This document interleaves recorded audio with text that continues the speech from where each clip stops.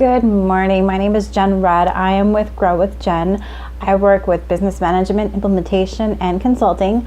And today I want to talk about something that I've actually heard a lot about in chatter in groups and conversations I've had with people. And that is about hiring on new people for your business. Everyone wants to grow. Everyone wants to get out of the box that they're in. And I think the best way to do it is to hire on more people. Well, I don't disagree. I think it's an awesome thing that you get to a point when you're ready to hire people. There's 5 things I think you should think about before you actually get down to hiring. And let's get into those 5 things. The first is, what problems are you planning on solving by hiring people? Do you need more time in your day? Do you need more client management? Are you finding that your finances are a little out of control? All those things that you think about why you need help, as opposed to just saying, I need help. Why do you need help? What problems are you planning on solving? Really think about what you need before you start hiring people, because you may find that you think you need an assistant, but really you need somebody who's more managing your clients or being taking appointments for you, doing specific tasks as opposed to just, I need help. So that's the first thing. The second thing I want you to think about before trying to hire people is, do you have time to train them?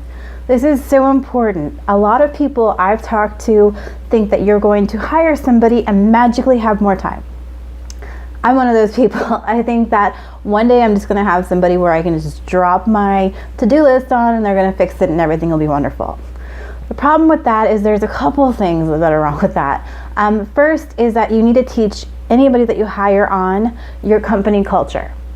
It's hard to have an extension of you in your business. It's so difficult to be, as a business owner, when you're the face of your company, people expect you. So they expect a certain level of service, they expect a certain level of communication, and you need to teach whoever you're working with, whoever you bring on, how to be basically an extension of you. The other thing is that you can't bring somebody on and just expect them to know what they're doing. For the most part, most people that you're going to be hiring are very competent in what they do.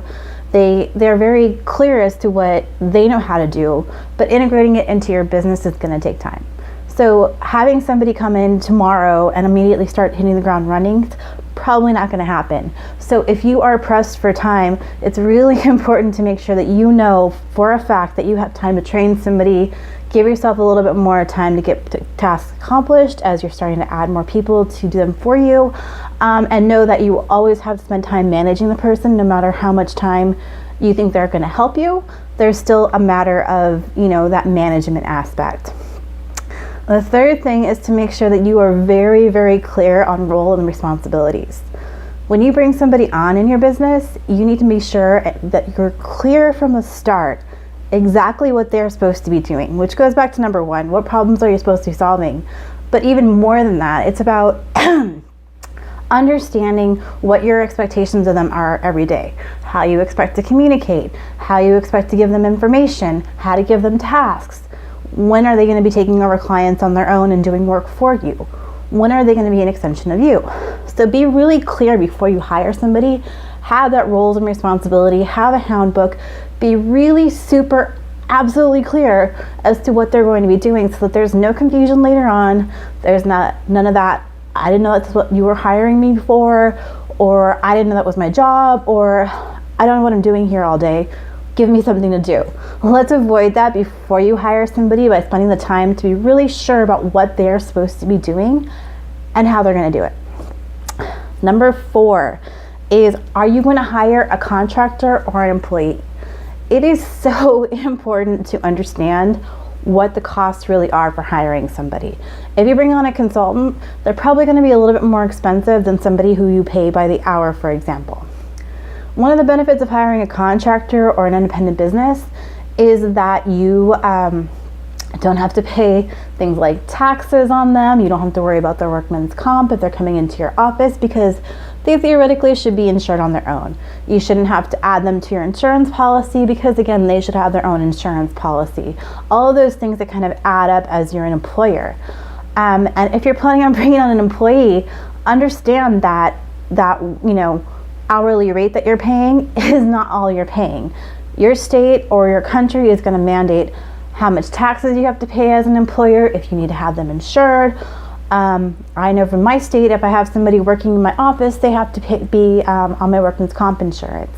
So those are expenses that I wouldn't expect unless I really went through the process and understood that if I'm paying somebody $15 to $30 an hour, what does that number really look like? What's that loaded salary? So really understanding what a salary would be for an employee, or understanding the true cost of having a contractor, are so important. Which leads me to my final piece, which is, do you really honestly have the budget for an employee? I know people who are like, I made a bunch of money this month, let's go hire somebody, I'm so busy. I get like that all the time. Don't worry, it's very common as a business owner to get overwhelmed and get into this panic mode of, I need help, I need to hire somebody, let's go for it. But really, you have to take a really clear look at your finances, which is why it's important to understand if you're hiring a contractor or an employee, know what it really costs to bring them on and what your real budget is. I like to say to have an extra 3 months buffer of the expenses that you're expecting to pay for that contractor or an employee before you have them hired.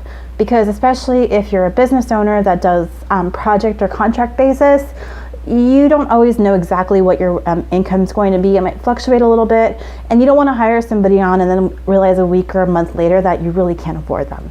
So it's really important to have those coffers filled up, be ready to kind of weather the storms, and be sure that you really have the long-term ability to hire somebody and keep them on. Unless you're bringing them on as a project basis, but that should be also very clear in your roles and responsibilities, how long they're going to stay with you. In a perfect world, you want to hire people and keep them on unless they're not performing. So it's really important to understand what the finances look like to hire somebody, and also realize if your budget can really afford it. So I hope these 5 tips kind of help you out in the process of hiring somebody on. And if you are just hired somebody on, or if you've been hiring people for a while and realize that you're kind of in that stress mode where they're not really helping you, or you feel like you really can't afford them, I think you should go back to these 5 steps, which is, what problems are you trying to solve? Do you have time to train them? Do you have clear roles and responsibilities? Do you know the true cost of hiring a contractor or an employee? And most of all, do you really honestly have the budget? And if you don't have the budget, it's okay to have that conversation, but be sure that you've done all the steps and make sure that you're really done your homework before you let somebody go based on your poor planning. So I hope these tips help you, and I hope if you have any other questions, please reach out to me. You can reach me at hello@jenrudd, JENRUDD.com, or my website, growwithjen.com. Have a great day.